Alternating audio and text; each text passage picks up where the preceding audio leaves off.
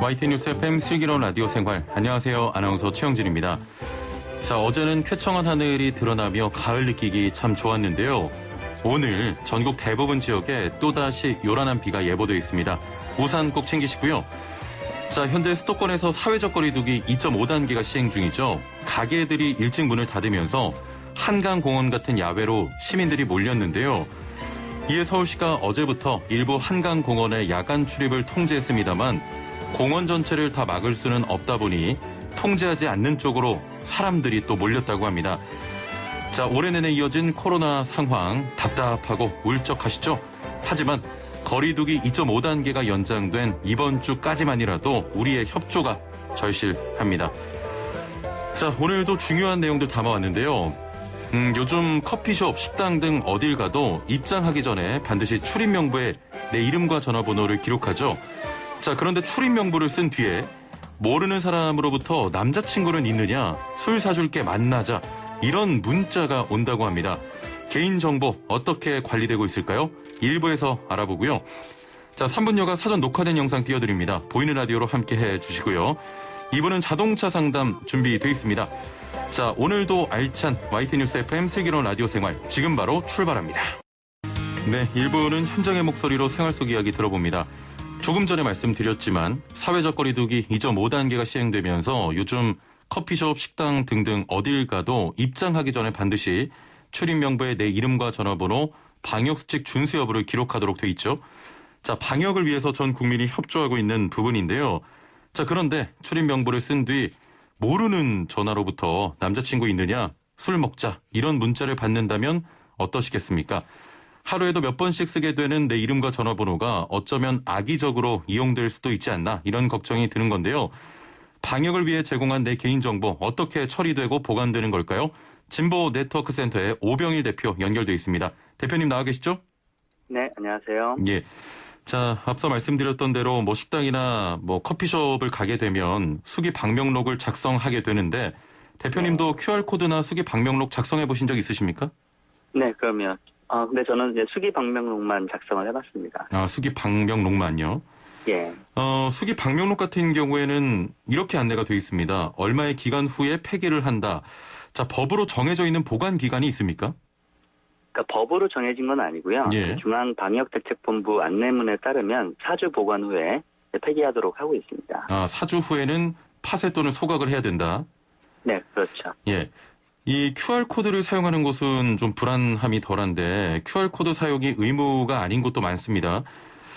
그러면 이름과 전화번호 같은 개인정보를 수기 방명록에 써야 하는데 네. 이렇게 쓰다 보면요. 제 앞에 온 사람들 정보가 그대로 보입니다. 개인정보 보호에는 좀 취약한 부분이 아닌가 싶은데 이 보관 기간 이외에 수기 방명록 관리에 대한 지침이 따로 있습니까? 뭐 방명록 관리에 대한 지침이 따로 있는 건 아니고 이제 예. 중앙방역대책본부에서 예. 이제 여러 시설에 대한 지침을 내리는데 여기에 이제 방명록에 대한 부분도 있고요. 예. 이제 방명록을 작성하는데 이제 QR코드 혹은 이제 수기 방명록으로 이제 하게 돼 있고, 예. 이제 수기 방명록 작성 시에도 이제 신분증을 확인하도록 되어 있는데 실제 이렇게 운영되어 있고 있지는 않죠, 대부분. 예, 신분증을 내민 적은 없었던 것 같습니다. 예, 맞습니다. 실제 뭐 매장에서는 다들 바쁘시니까 그 서비스 하시느라고 예. 확인할 그런 상황 자체가 안 되는 것 같습니다. 그렇군요. 자, 중요한 부분인데 앞서 말씀 주셨던 것처럼 4주 후에 제대로 파쇄나 소각이 되는지 네. 사실 알 수 없는 부분 아니겠습니까? 현장 점검 네, 그렇죠. 등도 필요할 것 같은데 어떻게 보십니까? 근데 지자체에서는 그 현장 점검 자체가 좀 힘든 것 같고요. 지자체도 여러 가지 그 역학조사라든가 예, 예. 감염병 대응에 바쁘고 인력은 한정되어 있기 때문에 그런 것들이 제대로 이루어지고 있지 않은 것으로 알고 있고, 예. 실제 이제 매장에서 자율적으로 이제 폐기하기를 좀 바라야 되는 그런 상황입니다. 근데 예. 이제 제가 보기에는 이런 수기 방명록만 문제가 아니라 예. 예를 들면 뭐 QR코드도 이제 수기 방명록과 같은 문제가 발생하진 않겠지만 또 다른 측면에서 뭐 위험할 수도 있는데요. 예를 들면 거기는 이제 대량으로 개인정보가 축적이 되는 거잖아요. 그러한 개인정보가 유출된다든가 혹은 뭐 다른 목적으로 이제 활용될 수도 있는 거고요. 예. 그다음에 우리가 또 생각을 해봐야 될 게 QR코드든 수기든 사실 내 행적이 언제든지 추적될 수 있도록 기록을 하는 거잖아요. 이게 예, 그렇죠. 의무가 되는 거란 말이죠. 근데 예. 이게 감염병 환자나 의심자뿐만이 아니라 전 시민을 대상으로 한다는 점에서 이제 일반적인 감시라고 볼 수가 있고요. 예. 근데 이게 예를 들면 이제 어떤 식당에 왔을 때 혹시 이 식당에서 문제가 생기면 당신에게 어떤 정보를 제공해 주겠다. 그러니까 뭐 스스로 이 검사를 받아보라고 한다든가. 예. 그러면 이런 어떤 정보를 받기 위해서 진정한 동의하에 이렇게 작성되는 것이 아니라 예. 이제 강제가 되는 거잖아요, 의무적으로. 그렇죠. 그렇기 때문에 이런 일반 시민에 대한 강제 조치는 사실은 감염병 위기 상황에서도 사실 최소화될 필요가 있거든요. 반드시 필요한 한도 내에서. 예. 그래서 이제 지금까지는 법적 근거도 없고 그런 안전장치에 대한 검토 없이 그리고 이제 실효성에 대한 검토 없이 일단 추진돼 왔다는데 문제가 있는 것 같고요. 예. 좀 실효성까지 포함을 해서 이런 부분에 대한 좀 면밀한 검토가 필요하지 않을까 싶습니다. 예, 예. 일단은 어떤 행정력의 부재 때문에 이 수기 방명록 관리에 대한 어떤 점검 등이 현재는 매장에 일임되어 있는 상태군요. 네, 그런 거죠. 예, 예. 자, 이태원 클럽 상황 이후로 또 하나 관심을 갖게 된 부분이 통신사 기지국을 통한 위치 정보에 대한 건데요. 네, 네. 이태원 클럽이나 최근 광화문 집회 관련해서도 방문자들을 확인하기 위한 방법으로 기지국 위치 정보를 활용했습니다. 방역에 큰 도움이 됐다고 평가되고 있는데 이게 어떤 원리입니까? 우리가 휴대전화를 사용할 때 우리가 예. 실제로 이제 통화를 하고 있지 않아도 제 휴대전화는 제 주변에 있는 기지국하고 계속 신호를 주고받고 있습니다. 언제든지 예. 이제 통화를 할 수 있도록 하기 위해서는요. 예. 그래서 기지국에는 내 휴대전화 번호와 관련된 내 휴대전화와 관련된 정보들이 남게 되겠죠. 예. 근데 이런 것들이 물론 이제 그냥 신호 소통만 하고 기록을 안 할 수도 있는데 지금 통신사에서 내가 통화하고 있지 않을 때도 내 휴대전화와 주고받은 정보를 기록을 하고 있다라는 거예요. 예, 예. 그러면 근데 이게 내 위치 정보가 기록된다기보다는 특정 위치에 있는 기지국에 내 정보가 기록되는 거잖아요. 그렇죠. 그래서 특정 기지국에 기록된 정보들을 보면 이 특정 시점에 이 기지국 주변에 누가 있었구나라는 예. 것들을 파악을 할 수 있는 거죠. 그러니까 결과적으로 내가 그 위치에 있다라는 것이 사실 알려줄 수 있는 상황인 것입니다. 예, 예. 아니 사실 이런 거가 있는 것인지 예전에는 몰랐거든요. 나의 위치 정보가 네네. 통신사에 보관돼 있다는 걸 이번 네. 좀 코로나19 이후로 알게 된 분들도 많습니다. 네. 일반적으로 통신사 가입자들에게는 안내가 안 되는 것으로 알고 있는데 어떻습니까? 근데 이게 통신사 홈페이지를 보시면 이제 개인정보 처리 방침이라고 있거든요. 예, 예. 여기 보시면 어떤 개인정보를 수집하는지 나와 있는데 예. 수많은 개인정보들이 있죠. 그리고 직접 이용자가 제출하는 정보도 있고 이제 통신 과정에서 서비스 이용 과정에서 생성되는 정보들도 있거든요. 예. 이 중에 이제 기지국 정보라든가 GPS 정보 같은 개인정보 위치 정보도 포함이 되어 있습니다. 그래서 이제 그러니까 가입을 할 때도 당연히 이런 개인정보 처리 방침에 대한 동의를 하게 되고요. 그래서 예. 통신사들은 우리는 동의를 받았다 이렇게 얘기를 할 수 있겠지만 사실 이용자들이 이런 것들을 일일이 인식하고 있지는 않은 거죠. 예, 예. 근데 더 큰 문제는 이렇게 이제 기지국 정보를 보관하는 게 이제 통신 서비스 제공을 위해서 필수적인가 하는 부분이에요. 그러니까 통신 서비스 제공에 필수적인 정보라면 당연히 제공을 하거나 생성될 수 있는 거 아니에요? 예. 거기에 대해서 뭐 이용자가 뭐 이의를 제기할 필요는 없을 것 같은데, 예. 근데 내 휴대전화와 기지국이 아까 말씀드린 대로 그 신호를 주고받는다고 하더라도 이게 예. 내가 실제로 통화한 기록이 아니면 굳이 남겨놓을 필요가 없거든요. 예. 그러면 이제 동의를 받아서 이제 수집을 할 수는 있지만 이게 서비스 제공을 위한 필수 정보가 아니면 별도의 동의를 받아야 됩니다. 예, 예. 근데 지금까지는 사실 별도의 동의를 받지 않았죠, 통신사들이. 동의를 그래서 구한 적이 이거는 없는 것 같습니다. 처음에 가입할 때 일반적인 예, 개인정보에 대한 동의는 받았지만 별도의 동의를 받지는 않았죠. 그렇군요. 그래서 이제 개인정보 보호관의 소지도 있다라고 생각을 합니다. 예. 네. 이게 나의 네. 또 개인정보지 않습니까? 내가 네네. 어디에 갔는지 개인적으로도 확인이 가능한 건가요? 물론 확인 가능할 수 있죠. 왜냐하면 이 결국 그 통신사 입장에서는 이 여러 이 기지국에 기록된 내 정보들을 한꺼번에 이제 파악을 할 수 있잖아요. 그러면 내가 어떤 경로를 거쳐서 이동을 했는지 이런 것들이 다 파악 가능합니다. 예. 그러면 좀 악용될 소지도 있을 것 같습니다. 물론이죠. 그러니까, 예. 이거는 이 악용이라는 것이 예를 들면 이제 개인 자신도 모르게 어떤 그 개인 위치 정보를 다른 뭐 영리적 목적으로 이용하는 것도 이제 악용일 수 있는 거잖아요. 그런 걸 포함을 한다면 혹은 이제 그 자신도 모르게 제3자에게 제공될 수도 있는 그렇습니다. 거고요. 근데 이제 위치 정보는 사실은 아주 민감한 정보잖아요. 왜냐하면 내 일거수일투족을 알 수 있는 거니까. 예, 그래서 꽤 많은 문제가 있는 거죠. 예. 자, 지금 몇몇 애청자분께서 좀 질문을 해주고 계신데요. 네. 애플리케이션으로 송파구 지환님께서는 패스트푸드점에 방문하는데 QR코드가 없어서 개인정보 누출이 심할 정도여서 패스트푸드점은 방문을 못하고 있습니다. QR코드로 전환하면 어떨까요? 이런 의견인데 아무래도 QR코드가 그래도 수기 방명록보다는 훨씬 더 안전한 것이죠? 그러니까 아까 말씀드린 대로 그러니까 서로 이 취약점과 강점이 좀 다른 거거든요. 왜냐하면 그 부분을 좀 자세히 설명을 해주시겠습니까? 그러니까 이제 QR코드 같은 경우는 이제 수기처럼 이제 다른 이용자들이 바로 보기는 힘들겠죠. 다만 이제 업체 이제 대규모로 이제 기록이 되기 때문에 그 차원에서 문제가 있을 수 있는 거고 수기는 이제 다른 사람에 노출될 수 있지만 그냥 그 업체에 기록된 것에 한정되잖아요.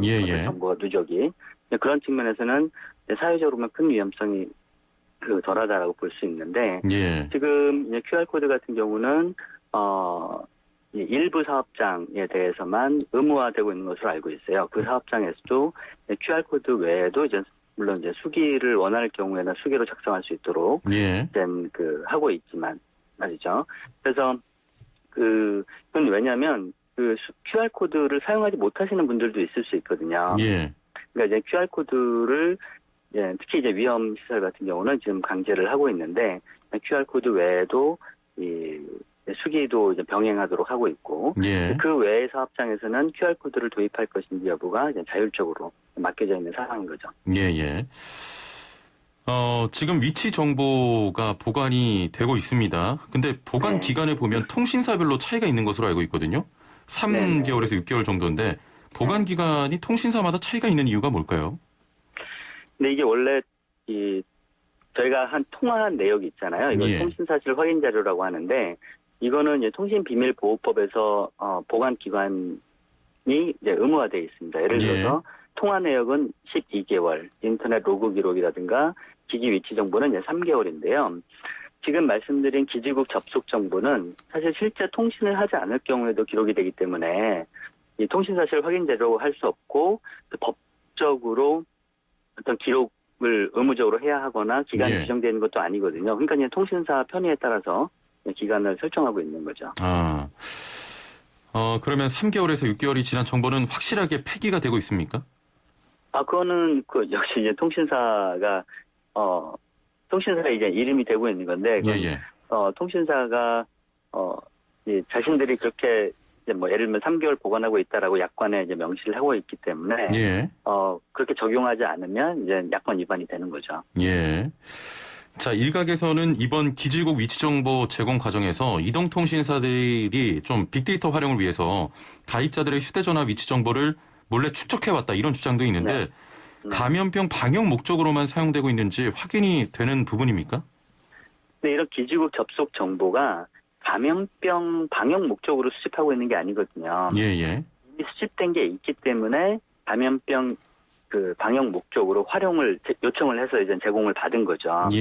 그러니까 이제 감염병 방역 목적과 무관하게 어쨌든 통신사들은 이런 기지국 위치 정보를 수집을 해왔던 거고요. 이런 것이 아까 말씀드렸지만 이게 제가 통화한 내역이라면 옛날부터 이제 보관을 해왔었는데 통화하지 않을 때의 어떤 기지국 접속 정보도 보관하고 있는 것은 사실 저도 최근에 이제 알게 됐거든요. 그러니까 알려져 있지 않았던 거고 이런 것들이 이제 이제 통신사들은 통화 품질 불만이라든가 이런 어떤 문의 때문에 보관을 하고 있다 이렇게 지금 얘기를 하고 있는데 그 목적뿐만이 아니라 여러 가지 이제 빅데이터 활용이라든가 이런 목적으로 이제 활용될 가능성들이 있는 거죠. 그런 것들이 실제로 어떻게 활용되고 있는지가 아직 투명하게 밝혀지지 않고 있기 때문에 확실하게 제가 말씀드리기는 힘들 것 같습니다. 이게 사실 개인정보의 어떤 유출이 좀 걱정되고 우려되긴 합니다만 네. 일단 감염병 방역 목적이나 또 범죄 사실을 또 소명해야 될 때는 이런 부분도 좀 필요하지 않겠습니까? 근데 이제 아까 말씀드린 대로 제가 통화한 내역 있잖아요. 예예. 이거는 이미 그 통화 내역은 기록이 되고 있어요. 예예.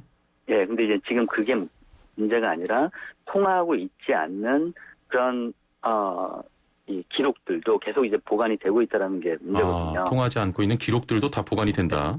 그렇죠. 예, 그게 문제군요. 네. 그래서 이런 부분들은 사실 법적인 근거가 없다라고 보여지고요. 예. 예. 그래서 그다음에 정보 주체는 내 정보가 어떻게 수집되고 관리되는지 알 권리가 있거든요. 예. 정보 주체에게도 좀 투명하게 알려질 필요가 있다고 생각을 합니다. 알겠습니다. 자, 지금 관련해서 또 이야기가 나오는 부분이 광화문 집회 당시 인근 기지국에 접속된 가입자 명단과 관련한 내용입니다. 네. 최초에 질본에서 경찰청을 통해 정보 제공을 요청했더니 네. 이 통신 3사에서 모두 경찰청을 경유하는 방식은 거부하겠다 이런 입장 밝혔다가 SK텔레콤에서만 경찰을 경유해서 제공하고 다른 통신사들은 각각의 방식으로 제공을 했습니다. 이런 네. 차이는 왜 생기는 겁니까? 제가 보기에는 이게 감염병 예방 목적으로 그 기지국 접속 정보를 수집하는 것 자체가 사실 법적 근거가 좀 모호하기 때문인데요. 예. 지금 감염병 예방법 제76조의 2에 따라서 개인정보들을 요청을 하도록 돼 있는데 1항은 감염병 환자나 의심자의 일반적인 개인정보를 요청할 수 있도록 하고 있고요. 예. 2항은 위치 정보를 요청할 수 있도록 하고 있는데 이 경우에는 경찰을 통하도록 하고 있습니다. 예. 그런데 아까 말씀드린 대로 기지국 접속 정보는 사실 특정 위치의 기지국에 기록된 내 개인정보이거든요. 이제 개인정보로 보면 1항이 적용돼서 그 경찰을 경유하지 않아도 되고요. 예. 위치 정보로 본다면 2항이 적용돼서 경찰을 경유해야 되는 거예요. 그러니까 이 해석이 아직 명확하지 않은 거고, 사실 우리가 이제 확진을 받으면 내 과거 동선을 추적하잖아요. 예. 그러니까 이거는 특정한 나의 개인정보를 내 위치를 이제 추적을 하는 것이기 때문에 나에 대한 여러 가지 개인정보, 내 위치 정보 이런 것들이 예. 명확한데 이 기지국 접속 정보는 특정인에 대한 것이 아니라 특정 기지국에 있는 그 다수의 사람들의 정보를 요구를 하는 거란 말이에요. 예. 예를 들면 이태원 같은 경우만 해도 10,000명이 넘는 개인정보가 제공이 됐거든요. 예. 그러니까 이런 부분들은 사실 이게 감염병 예방법에 의해서 가능한지가 사실 저는 좀 모호한 상황이라고 생각을 합니다. 지금 통신사들도 1항이냐 2항이냐 해석 모호하고요. 예. 좀 더 기준이 명확해야 한다 이런 말씀이었고요. 네네. 자, 그러면 다시 이야기를 좀 처음으로 돌려서 지금 수기로 작성했다가 전화번호를 알고 뭐 술 마시자 남자친구 있느냐 이런 또 문자가 온다고 하거든요. 이런 부분에 대해서도 개인정보 유출로 좀 처벌해야 되는 거 아닙니까? 네, 개인정보보호법 위반 소지가 있죠. 예. 알겠습니다. 자, 통신사뿐 아니라 구글이나 네이버 앱, 카카오 등 그 국내외 인터넷 서비스 업체에서도 이런 위치 정보를 수집하곤 하는데요. 그럼 이런 정보도 통신사에서 수집하는 개인정보와 다름없이 좀 다뤄지고 있는 겁니까? 근데 이 위치 정보가 좀 성격이 다른데요. 예. 지금까지 얘기한 거는 그 기지국에 기록된 접속 정보잖아요. 예. 그죠? 근데 이제 구글이나 네이버, 카카오 등은 이런 기지국을 가지고 있는 게 아니죠. 예. 다만 이제 이용자들이 자기의 스마트폰에 어떤 앱을 깔게 됐을 때 이 앱을 통해서 그 스마트폰에서 수집한 GPS 정보가 통신사, 그러니까 이런 서비스 업체들로 전송이 되는 거거든요. 예. 이제 아까 말씀드린 거는 기지국의 접속 정보고, 이제 구글, 네이버, 카카오 등의 위치 정보는 GPS 위치 정보인 겁니다. 예. 물론 이건 역시 개인 정보, 개인 위치 정보이고 이용자의 동의가 있을 경우에만 수집을 할 수 있고요. 그다음에 위치 정보법이라고 있는데 이런 위치 정보법에 적용을 받습니다. 예. 자, 마지막으로 질문 드리겠습니다. 방통위에서 관련해서 위치정보 남용 현장 조사를 실시한다고 합니다. 조사를 해봐야 알겠지만 다른 것도 아니고 개인정보, 게다가 이동을 확인할 수 있는 긴밀한 개인정보를 다루는 부분인데 좀 더 촘촘한 제한이 필요하지 않을까요? 어떻게 좀 보십니까? 네. 근데 이게 이제 방송통신위원회는 방통위는 이제 개인 위치정보법 관할된 부처이기 때문에 예. 지금 조사를 한다고 하지만 그 개인 위치정보법 위반 여부에 대해서만 이제 조사를 하게 되고요. 일반 개인정보로 봐서 일반 개인정보가 또 어떻게 좀 수집이 되고 처리되는지에 대한 조사는 개인정보보호위원회가 해야 되거든요. 예. 그래서 이걸 방통위만이 아니라 개인정보보호위원회도 함께 이런 실체 조사를 좀 할 필요가 있지 않을까 이렇게 생각을 합니다. 예, 알겠습니다. 조금 더 촘촘히 이 개인정보 관리돼야 될 것 같습니다. 오늘 말씀 감사합니다. 네, 감사합니다. 네, 지금까지 진보네트워크센터의 오병일 대표와 함께했습니다. 네, 3분 요가 사전에 녹화된 영상을 좀 띄워드리려고 했습니다만 일부 내용이 좀 중요하고 길어져서 오늘 요가는 좀 아쉽게도 생략을 해야 될 것 같고요. 다시 보기는 내일 저희가 애플리케이션과 유튜브를 통해서 업로드해 드리겠습니다. 자, 2부는 자동차 상담 준비되어 있는데요. 중고차 업계로의 대기업 진출을 두고 논란이 뜨겁습니다. 관련 이야기 나눠보고요. 이어서 자동차 상담도 이어가 보도록 할게요. 자, 이 시간 상담 문자가 굉장히 많이 와서 늦게 보내시면 상담이 다소 어려운데요. 지금부터 단문 50원, 장문 100원의 유료 문자 샵 0945번 혹은 애플리케이션 댓글창으로 자동차 관련된 상담 질문 남겨주시길 바랍니다. 고민 바로 해소해 드릴게요. 자, 먼저 서울시 소식 듣고 오시죠. 네, 2부는 생활정보 소식으로 시작합니다. 오늘은 서울시 소식인데요. 서울시에서 코로나19로 침체된 미술계의 활성화를 위해서 1,500개 작품 기획안을 공모합니다. 예산이 무려 130억 원인데요. 어떤 취지로 어떤 대상이 신청할 수 있는지 자세한 내용 살펴보도록 하겠습니다. 서울시 디자인정책과의 이혜영 과장과 함께하겠습니다. 과장님 안녕하세요. 예, 안녕하세요. 예. 자, 서울시에서 침체된 미술계를 지원하고 서울 곳곳을 미술관으로 만들기 위해 130억 원을 투입한다고 들었습니다. 자, 어떤 내용입니까? 이 코로나19로 인해서 우리 경제 전반이 어려움을 겪고 있는데요. 예. 특히 미술 전시, 행사 취소, 또 미술관 휴관 등으로 미술계 작가들이 힘든 시기를 보내고 있습니다. 예. 서울시가 전국적으로 추진되는 문체부 공공미술 프로젝트와 연계해서 서울시 전 자치구에 다양한 공공미술 프로젝트를 구현해서 침체된 미술계를 활성화하고 시민들에게 문화 향유의 기회를 제공할 예정입니다. 예. 조금 전에 이번 프로젝트는 문체부의 공공미술 프로젝트와 연계를 한다고 하셨는데 조금 더 구체적으로 설명을 해주시죠. 예, 이번 사업은 서울시의 코로나19 극복 공공미술 프로젝트와 문체부 사업이 연계된 것인데요. 예. 작가들이 다양한 아이디어를 공모를 하면서도 질 높은 공공미술 구현을 위해서 저희 서울시의 기존 사업비 30억과 신규로 편성된 국비 80억, 12, 20억, 총 130억을 투입하는 큰 프로젝트입니다. 예. 시와 자치구가 모든 과정에서 협력해서 컨설팅을 통해서 아이디어를 다듬고 또 모든 자치구에 구현하는 공공미술의 새로운 장을 열어갈 큰 사업입니다. 예. 서울시만의 차별화된 기획이 더해진다고 들었는데 어떤 부분이 좀 차별화된 겁니까? 예, 작가의 아이디어가 최종 작품으로 탄생되기 전까지 3단계에 걸친 오디션을 진행할 예정입니다. 예.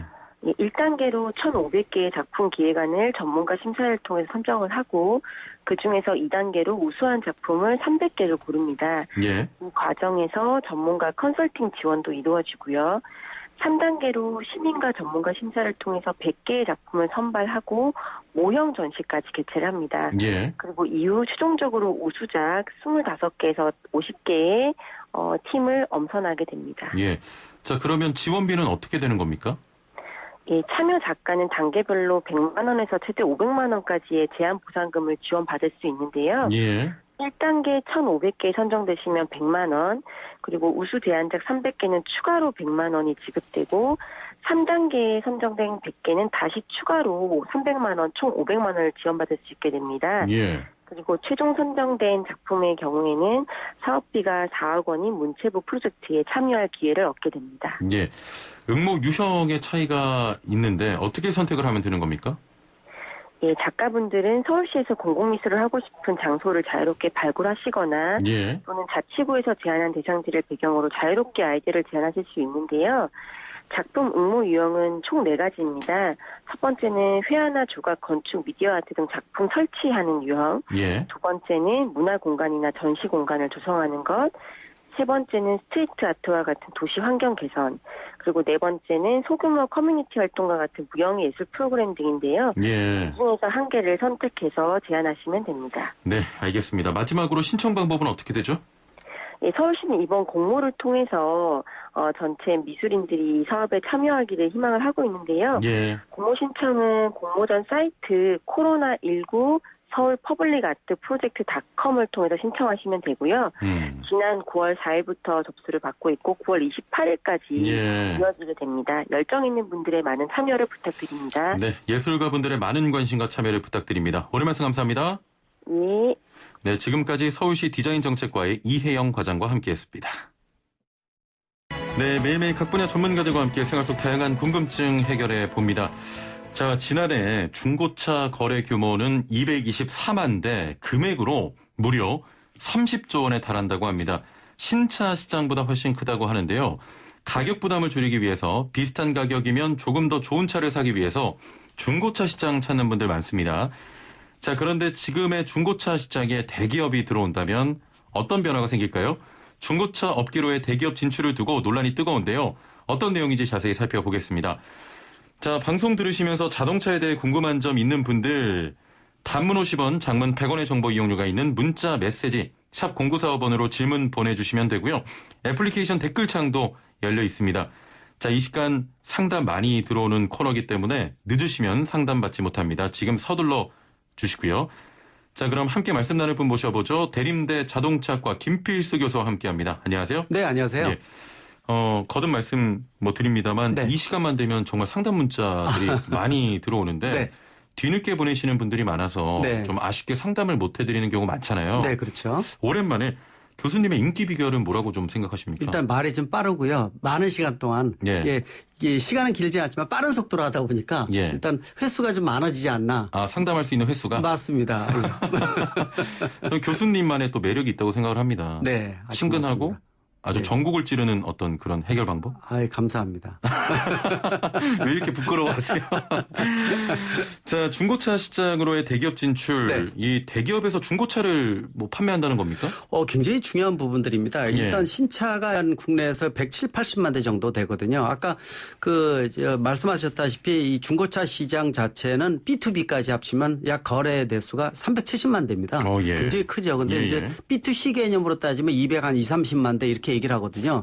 그리고 관련된 산업을 합치다 보면은 뭐 30조 원이 이러지만 더 넘게 보는 경우도 있고. 굉장히 그래서 크군요. 굉장히 큽니다. 그리고 예. 왜 대기업이 신경 쓰냐면은 자동차 제작사 신차를 팔면은 약 3년 된 이후에 같은 차종이 타 경쟁 차종에 비해서 가격이 떨어지게 되면은 자기 차에 신차에 영향을 주기 때문에 예. 신차와 중고차가 리사이클링 효과가 있어요. 아, 그러다 보니까 그렇군요. 예. 또 규모도 워낙 크고 30조 원 정도 되니까요. 예, 그러다 예. 보니까 대기업이 이제 중고차 시장에 진출에 대한 부분들은 한 6, 7년 전부터 계속 노크를 했었지만은 예. 정부에서 지난 정부에서 3년 동안 중소기업 적합업종으로 3년 동안 2번 연장이 됐었어요. 예, 예. 그게 이제 동반성장위원회에서 결정을 해서 대기업 진출을 못하게 했었거든요. 예. 근데 그게 작년 말에 일몰이 되면서 생기업 지정이라는 게 새로 생겼어요. 그러다 보니까 원래는 동반성장위원회에서 결정을 했었는데 이번은 정부에서 중기부가 만들어지면서 동반위에서는 결정을 내드리더라도 중기부에다가 의견을 내면은 중기부에서 최종 결정되게끔 돼 있거든요. 예. 작년 말에 동반성장위원회에서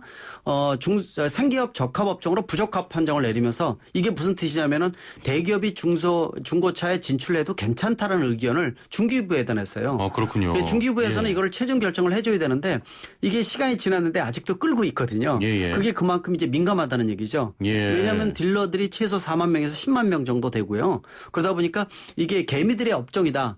또 이 골목 상권이다라는 부분이 많아서 예. 대기업이 들어오게 되면 이것에 대해서 장단점이 서로 교차하는 부분들이 있거든요. 그러다 그렇군요. 보니까 중기부에서 결정을 내리는데 제가 보기에는 한 달 이내로 결정을 내리지 않을까 이렇게 보고 있는데 예. 이 변수가 굉장히 많다는 게 문제점이라고 보고 있습니다. 아니, 대기업이라고 하면 네. 뭐 흔히 현땡 네네, 그렇죠. 이런 자동차 브랜드들이 들어온다는 맞습니다. 겁니까? 우리가 말하는 일명 대기업들, 큰 예. 기업들이 이제 자본과 인력을 갖고 뭐 인증 중고차라든지 이런 거 들어온다는 뜻이거든요. 예. 그래서 대기업들이 들어온다는 명분은 크게 두 가지가 있습니다. 왜냐하면 중고차에서 가장 큰 문제에 대해서 소비자원에 고발되는 여러 가지 오는 것 중에서 가장 큰 게 허위 미끼 매물이라든지 많잖아요. 중고차 피해가 굉장히 크거든요. 예. 그래서 이것 것들이 이제 예를 들어서 조그만 기업들이 운영을 하다 보니까 이런 것들이 정화가 안 돼 있으니까 예. 대기업이 진출하게 되면은 이 소비자의 어떤 편익 또 이 피해 사례를 줄일 수 있는 이런 기반이 된다라는 측면이 첫 번째 이유가 될 수가 있고요. 두 번째는 이미 수입차들은 인증중고차를 허가를 해주고 있어요. 예. 그래서 수입차들은 인증차를 해주고 있는데 왜 국산차는 들어오지 못하게 만들어주냐는 명분을 많이 내세우고 있습니다. 그래서 이 소비자를 위해서 투명성을 제고한다는 측면. 예. 그러나 이제 또 부정적인 부분들은 이 전국의 이 매매사원 딜러들이 4만 명에서 최대 10만 명이거든요. 이 개미들의 일자리 자체가 없어지는 거 아니라는 부정적인 시각도 있고 또 이 중고차 단지를 중심으로 해서 광택이라든지 정비라든지 먹거리 골목 상권들이 포진하고 있습니다. 전국적으로. 예. 근데 이런 부분들이 사실 대기업이 들어오게 되면 무너지는 거 아니냐라는 부분들이 있기 때문에 실제로 이 중기부에서 결정을 내릴 때 고민이 굉장히 많은 거예요. 그래서 일각에서는 대기업이 진출을 하는 대신 상생 협약에 대한 부분들을 얼마큼 구체화시킬 것이냐에 대한 부분들인데 상생 협약도 그냥 형식적인 게 아니라 법적인 구속력을 갖고 있는 상생 협약안을 지금 마련 중이다 이런 얘기도 나오고 있거든요. 그러다 보니까 지난번에 경기도에서도 공식 대기업 진출 반대라는 얘기가 나오면서 또 이게 지금 파도가 일고 있는 상태이기 때문에 그래서 굉장히 민감한 사안이고요. 그러다 보니까 일자리 창출 또 미래의 어떤 소비자 보호 여러 가지 측면이 복합적으로 얽혀 있다 이렇게 볼 수가 있습니다. 좀 복잡하기도 하고 장단점도 명확한데 제가 소비자 입장에서 한번 질문을 드려볼게요. 소비자 입장에서 대기업이 중고차 시장에 들어온다면 허위 미끼 매물은 없을 것 같아요. 그런 부분들 많이 투명성이 제고될 수 있을 것으로 보고 있어요. 다만 가격이 좀 비싸지 않을까요? 맞습니다. 인증 중고차를 하게 되면 가격이 좀 높아지기 때문에 소비자의 우리가 말하는 싸고 좋은 중고차를 선택할 수 있는 폭은 굉장히 줄어들지 않을까 이렇게 보고 있고 투명성은 제고된다 이런 얘기를 하고 있는데 사실 그 허위 미끼 매물이라는 것이 지금 전국적으로 나와 있는 현대화 단지들 보게 되면은요 허위 미끼 매물이 있으면 퇴출시키고 있어요. 그러니까 실질적으로 투명성 제고를 자정 기능이 굉장히 많이 뛰어난데 이게 허위 미끼 매물이 많은 것은 이 집단화돼 있어서 한 곳에서 미꾸라지 형태로 물을 흐리고 있는 거죠. 그렇군요. 그래서 이런 부분들은 정부에서 좀 더 이런 부분들 걸러낼 수 있는 제도적인 부분들하고 또 원스트라이크 아웃제식으로 확실하게 좀 해줘야 되는데 그런 부분들이 좀 같이 병행되어야 되지 않느냐라고 보고 있고 결국은 대기업과 이 중소, 중견기업, 개인기업의 어떤 상생에 대한 부분들이 가장 중요한 부분이 아닌가. 누가 들어오든지 간에 주인공 역할을 하면 안 되고요. 협력자라는 역할 가장 중요한 거는 왕은 역시 소비자거든요. 소비자 중심으로 얼마만큼 이 그림을 상생으로 그려주느냐가 앞으로 이 관건 중에서 가장 포인트라고 볼 수가 있습니다. 1289번님께서는 대기업 진출 환영합니다. 허위 매물 5번 당하고 시간 낭비, 돈 낭비 아주 질렸습니다. 허위 매물 딜러들 청소해야 합니다 하셨는데 또 안 당해보신 분들은 몰라요 이거. 그렇죠. 이 실질적으로 이 부동산 다음으로 가장 큰 재산의 가치가 자동차거든요. 그럼요. 그래서 중고차를 구입할 것 때도 뭐 하루 이틀에 결정한 건 아니고 비용 마련이라든지 활보하는 분들도 굉장히 많아요. 그러다 보니까 피해 사례에 대한 것들은 적극적으로 없애는 노력이 좀 필요한데 그런 부분들은 좀 미약하지 않나 이렇게 보고 있습니다. 그렇습니다. 해외에서도 대기업이 중고차 시장에 진출합니까? 일부 하는 국가도 있고요. 또 제도적으로 막는 국가들도 있어요. 왜 그러냐면 이게 자동차 산업이라는 것 자체가 애프터마켓 시장의 규모도 크지만은 그 나라의 문화적 특성, 관습이라는 시스템에 대한 부분들이 있기 때문에 꼭 이게 답이다 이렇게 얘기하기는 사실 어려운 부분들이 있어서 결국은 대한민국에 맞는 선진 모델을 어떻게 안착시켜서 소비자 중심으로 가느냐가 가장 중요하다고 볼 수가 있습니다. 알겠습니다. 자, 오늘은 대기업의 중고차 시장 관련한 이야기 나눠봤는데요. 지금부터 자동차 상담 이어가 보도록 하겠습니다. 자동차와 관련해서 고민 있으신 분들 또 상담받고 싶다고 하시는 분들은 단문 50원 장문 100원의 정보 이용료가 있는 샵 0945번으로 보내주시거나 또 애플리케이션 댓글창 이용하시면 바로 상담 가능합니다. 지금부터 자동차 상담 이어갑니다. 네, 본격적으로 상담이 들어가기 전에 우리 교수님 힘내서 또 상담 잘해주시라고 좋은 문자 하나만 소개해드릴게요. 감사합니다. 6494번님, 교수님 목소리만 듣다가 요즘 태풍 장마 관련 자동차 관리법으로 텔레비전 뉴스에 자주 나오시는데 훈훈한 교수님 모습에 존경합니다. 알찬 자동차 정보 감사합니다 하셨는데 상담 힘이 있었습니다. 자, 애플리케이션으로 KJK님께서는 봉고3 탑차 운전자입니다. 브레이크 밟으면 끽 하는 소리가 계속 납니다. 공업사나 점검을 받아도 이상이 없다고 하는데 왜 그런 겁니까 하셨거든요. 일단 탑차 자체는 무겁습니다. 무게중심이 높고요. 또 무겁기 때문에 이 제동을 할 때 아마 브레이크 쪽에서 밀리는 부분들이 상당히 많은 게 다른 차에 비해서 일단 무겁다는 거, 그리고 제동거리도 길어지고 브레이크에 받는 압력도 크다는 겁니다. 일단 가장 큰 거는 패드하고 라이닝 사이의 마찰에 대한 부분들이에요. 그러다 보니까 패드를 교체한다든지 또 라이닝의 면이 밋밋하지가 않고요. 울퉁불퉁해서 편마모가 생기는 경우도 있어요. 그래서 이런 경우에는 이 라이닝 자체를 따로 이 샌드페이퍼를 가지고 갈아주는 이런 부분들도 있거든요. 그리고 아니면 캘리퍼나 이런 부분의 위치를 다시 잡아가지고 하는 경우도 있는데 이게 예를 들어서 예전에 몇 번 말씀드렸지만은 날씨 온도차에 의해서 일부분만 소리가 나고 그다음부터 없어진다 그러면은 그건 정상이니까 별로 신경 안 써도 되고요. 항상 소리가 난다. 이 부분들은 제가 보기에 탑차인 경우에는 무게 크기가 무겁고 또 제동거리도 길기 때문에 브레이크에 밀리는 이런 부분들이 있어서 소리가 나지 않나 이렇게 보고 있거든요. 그래서 일정하게 계속 나는지 또는 일정한 짧은 시간 동안만 나는지 이것도 한번 보시고요. 말씀드린 대로 패드나 라이닝 시스템 또 자리 잡는 거에 대한 이런 부분들을 좀 중점적으로 보시면 더 좋을 것 같고 역시 보시면서 브레이크 오일 상태도 한번 같이 보시면 좋을 것 같습니다. 예. 아니 근데 좀 소리가 나서 불안한데 지금 뭐 공업사 같은 데서는 문제가 없다고 하니까. 보통 일반적으로 문제도 없는 경우도 있는데 예를 들어서 패드 같은 경우가 그 친환경 소재로 많이 바뀌었어요. 근데 바뀌면서 옛날 소재에 비해서는 제동거리가 더 길어지고요. 또 상태가 나쁜 이 패드를 갈았는데도 불구하고 소리가 나는 거는 패드 자체가 불량인 경우도 있습니다. 그래서 패드를 다른 걸로 한번 교체하는 것도 하나의 방법이라고 보고 있습니다. 알겠습니다. 자, 0568번님, 차량 운행 내내 실내에서 경고음과 비슷한 얇은 소리가 아주 작게 지속적으로 들립니다. 경고음은 아니고요. 계기판이나 다른 곳에 특이점은 없습니다. 점검 받아야 될까요? 하셨거든요. 뭐 소리가 특별하지 않으면은요, 또 계기판에 뜬다든지 소리가 크게 울리는 경우가 경고라고 볼 수가 있어요. 가장 중요한 것은 계기판에 노란 등은 빠른 시간 내에 정비 없어가 가라는 뜻이고 빨간 불은 운행 중지라는 뜻입니다. 빨간 불이 굉장히 위험하고 별로 좋지는 않거든요. 근데 소리 같은 거 나는 경우가 문이 도어가 열렸다든지 또는 앞뒤를 간격을 갔을 때 이 경고음 같은 거 후진이나 전진할 때 경고음 들리는 것들 이런 것들이라고 보고 있는데 만약에 이런 경고음도 아니고 미세하게 들리는 경고음이다 그러면은 어디 외부에서 들어온지도 잘 보셔야 될 것 같고요. 또 안에서 들리는 것도 또 민감한 분들은 약간 소리에 대해서 굉장히 민감하게 드시는데 정기적으로 소리가 난다라는 얘기는 분명히 문제점이 있기 때문에 한번 어디서 나오는지를 정확하게 좀 확인하셔야 될 것 같아요. 사실 이렇게 좀 상담을 들었을 때는 정확히 어떤 문제인지 모르겠습니다. 정확히 보기는 어려워요. 왜냐하면 경고음 자체가 여러 가지거든요. 이 내비게이션에서 나오는 경우도 있을 수 있고 블랙박스라든지 또는 물체가 가까이 접근할 때 나는 소리 또 도어가 열린다든지 할 때도 소리가 나기 때문에 이 소리에 대한 부분들은 한두 가지가 아니기 때문에 정확한 어떤 위치인지 소리의 크기라든지 이런 것들 다시 한번 좀 보시기 바랍니다. 혹시라도 어디 쪽에서 나는지 저희 쪽에 보내주시면 다음번에 또 상담을 도와드리도록 하겠습니다. 4560번님. 저는 07년식 그랜저 TJ를 사용하고 있습니다. 그런데 주행거리가 15만 킬로미터를 넘기다 보니까 차량 안전에 대한 걱정이 생기기 시작했는데요. 우선 제 차는 타이밍 벨트 교환 주기 및 관련된 부품 교환도 필요한 상황입니다. 금액적으로 적은 상황이 아닌데 차량 자체는 주행에 큰 문제가 없는데 고쳐 쓰는 게 좋을까요? 하셨네요. 지금 이 상태에서 고장난 건 아니니까 고쳐 쓰시는 것도 괜찮습니다. 그리고 타이밍 벨트도 이미 시간을 늦었어요. 타이밍을 놓쳤죠. 그래서 빨리 좀 한번 보셔야 될 것 같아요. 왜냐하면 타이밍 벨트는 끊어지게 되면 우회 밸브부터 전체가 나가서 엔진 전체가 갈아는 경우도 있습니다. 비용이 엄청나게 많이 들어가요. 그렇다고 타이밍 벨트 미리 갈아주게 되면은 역시 비용이 다른 어떠한 장치를 갈아주는 것보다 공임이 굉장히 높습니다.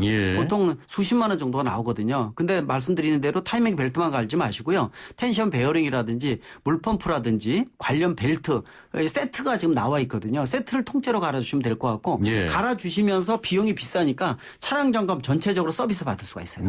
타이밍 벨트 가실 때요. 차량에 대한 전체 점검 한번 확인해 주세요. 그러면요. 웬만한 거 서비스를 많이 해주십니다. 지금 아예 손 보시는 경우에 한꺼번에 보시면 될 것 같고 2007년식 15만 킬로미터면은 한번 손 보면은 어느 정도 더 끄는데 지장이 없어요. 몇 년 더 끄셔도 괜찮습니다. 그리고 요새 국내 내수 국산차 같은 경우에 이 특성이 굉장히 내구성이 좋기 때문에요. 이 운전 습관에 따라 틀리지만은 조금만 신경 쓴다면 훨씬 더 오래 끌 수가 있으니까 이번에 타이밍 벨트 세트 가실 때 다른 장치까지 전체적으로 한번 손보시면은요. 약간의 비용만 추가하면은 전체 손볼 수가 있습니다. 그렇게 되면 충분히 더 오랜 기간에 탈 수 있다. 탈 수가 있습니다. 그렇다면 뭐 좀 고쳐서 운행하시는 게 좋겠네요. 일단은 차를 바꾸면은요, 신차를 바꾸건 중고차를 바꾸건 비용은 나가게 마련이고요. 예, 예. 중고차인 경우에도 몇백만 원 기본이고요. 신차는 통째로 몇천만 원 나갑니다. 결국 올해 누가 쓰느냐가 차 비용을 아끼는 부분이거든요. 그렇습니다. 예. 그래서 차가 지겹지 않고 애착에 가면은요, 끝까지 모십시오. 알겠습니다. 명쾌한 답변이네요. 1081번님. 며칠 전 비가 많이 오는 날 조수석 창문을 열어놓고 집에 갔습니다. 밤새 비가 잔뜩 들어왔는데 일단 급한 대로 좀 닦아냈네요. 전자개통 등 차에 문제가 없을까요? 하셨네요. 그 정도면 문제는 없어요. 예. 문제는 이제 비바람이 몰아치는데 조수석 창문을 얼마큼 열어놓은지를 모르겠어요. 예. 그래서 너무 많이 들어와서 바닥에 물이 갤 정도다라고 하더라도 운행하는 건 지장이 없다고 보고 있어요. 문제는 안에 습기를 얼마큼 잘 제거하느냐가 문제입니다. 그냥 예, 예. 놔두면은요, 혹시 시트가 젖었을 가능성이 높은데 시트 같은 걸 잘 말려주셔야 돼요. 드라이어 같은 걸 잘 말려주시고 바닥 같은 데는 특히 요새 기능성으로 습기 제거제 같은 것들이 많이 나오고 예, 있고 예. 또 신문지 같은 거 많이 깔아서 바닥 매트하고요. 특히 시트 같은 게 젖지 않게끔 이거를 많이 잘 말려주지 않게 되면은 나중에 이게 곰팡이가 슬면서 아토피나 알레르기를 유발시킬 수 있어요. 예, 실내 예. 공기질이 나빠지니까 운행 자체는 문제가 없다. 대신 실내에 있는 습기 제거를 확실하게 해주시라고 말씀드리고 싶습니다. 예. 일단은 그래도 안에 잘 말려주셔서. 잘 말려주셔야 돼요. 예. 특히 이제 시트 같은 경우에는요, 겉은 마르더라도 속에 습기가 많이 머금는 경우가 있기 때문에 맑은 날 문 열어놓고요. 드라이기 집에서요, 전기 어떻게 끓여서 드라이어 있죠. 요새는 또 12V로 전환시키는 것들도 있어요. 예, 예, 예. 그래서 따뜻한 바람으로 한참 쐬서 완전히 말려주셔야 되거든요. 예. 그렇게 안 하면은 시트 속에 습기가 있으면은 그거 자체가 곰팡이가 슬고 문제가 생기고요. 그렇습니다. 10분 동안 냄새가 나는 건 문제점이 커진다고 볼 수가 있습니다. 예. 그래도 일단은 제 문자 들어온 상황으로 비춰봤을 때는 네. 운행에 큰 문제는 없지만 운행은 지장 없을 것 잘 같습니다. 말려주시길 바랍니다. 8876번님. 안녕하세요. 올류 카니발입니다. 15만 킬로미터고요. 시동 후 운전하다 브레이크 밟으면 20km 될 때 앞으로 툭 치는 느낌이 있어요 하셨는데 저도 그런데. 이거는 제동을 할 때 예. 붙인다는 거죠. 앞으로 툭 뭔가 밀려나가는. 제동을 할 때요. 예, 예. 이거는 역시 아까 이 브레이크에 대해서 여러 가지 말씀드렸는데요. 이 라이닝이나 이런 것들이 면이 면밀하지 못하면은요. 예. 밀리다가 잡히다가 하는 경우가 있어요. 예. 그러니까 다다닥거리는 경우도 있고요. 이런 것들은 아마 패드하고 라이닝에 대한 면이라든지 마모의 정도라든지 또 재질이라든지 이런 것들을 보게 되면은 소음도 없앨 수가 있지만 이렇게 순간순간 이렇게 잡히거나 잡혔다 가다가 이런 경우도 있거든요. 제동을 한 번은 쫙 하면 정확하게 일정하게 쭉 서야 되는데 그게 아니라 두두둑거리면서 밀렸다 잡히는 경우 있어요. 이런 예, 것들이 예. 면이나 이런 것들이 일정하지 못하게 생기는 부분들이기 때문에 이 부분을 한번 점검하시면은 그렇게 큰 비용 없이 점검 가능하다고 보고 있습니다. 뭐가 문제가 있긴 한 겁니까? 이게 뭐 브레이크 그렇죠. 쪽에? 예를 들어서 예. 제일 중요한 것은 운전자보다 자기 차의 상태를 잘 아는 사람 없습니다. 예, 예. 근데 평상시에 이 제동이라든지 소음이라든지 또 냄새라든지 바닥에 뭐가 떨어졌다든지 이런 것들이 바로 차의 이상의 시작점이기 때문에 예, 예. 이걸 미리 조치하게 되면은 적은 비용으로 조치를 할 수가 있는데 그냥 놔두게 되면 문제가 커진다 이렇게 보고 있습니다. 예, 알겠습니다. 자, 오늘 말씀 여기까지 듣겠습니다. 감사합니다. 네, 고맙습니다. 네, 지금까지 대림대 자동차과 김필수 교수와 함께했습니다. 자, 앞서 한강공원의 부분적 폐쇄 이야기를 드렸는데요. 그래도 많은 시민들이 한강을 찾고 있다고 합니다. 여의도 한강공원의 이벤트 계절 광장과 뚝섬 한강공원의 자벌레 주변 광장 등이 출입이 금지되고요. 한강공원의 매점 운영 시간은 밤 9시까지로 제한됩니다. 또 주차장은 밤 9시부터 다음날 새벽 2시까지는 진입할 수 없습니다. 시민 여러분의 많은 협조를 부탁드리고요. 내일 뵙죠. 최영진이었습니다. 고맙습니다.